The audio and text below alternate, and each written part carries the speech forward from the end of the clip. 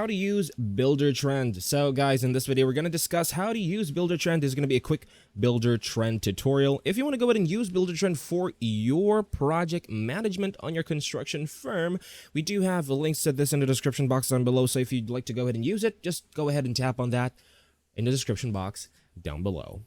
Alright guys, so let's go ahead and go on its website over here. Now, as you would see, we are already on its website, and we can actually see now what it looks like. Here we have a sample dashboard of what it's going to look like on your end. We can actually click on these individually and see what that would look like if we were to have it on our business. So as you would see, after logging in on your account, you will see your dashboard with a quick access to your current projects and schedules and messages. So as you would see, for example, here on this sample dashboard over here, we have the title of the company and the specific project that we have. We do have the project managers and clients as well right here, as well as our address.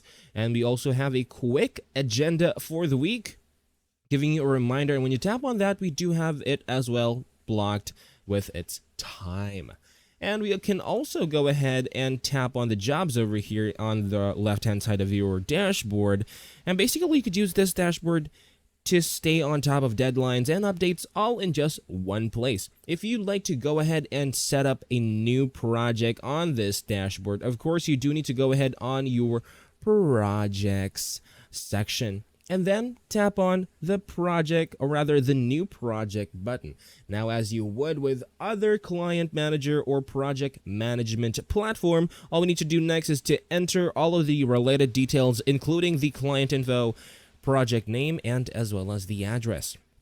You also need to set the project type, whether that may be residential, remodel, and etc. Once you're done with adding all of the necessary details, you can tap on Create Project, and that sets the foundation for all the scheduling, budgeting, and communication as well. If you'd like to go ahead and create a schedule for your specific project or with a specific team member or client, you could go ahead and open a specific project, go to Schedule, and add task, assign team members, and set start and end dates.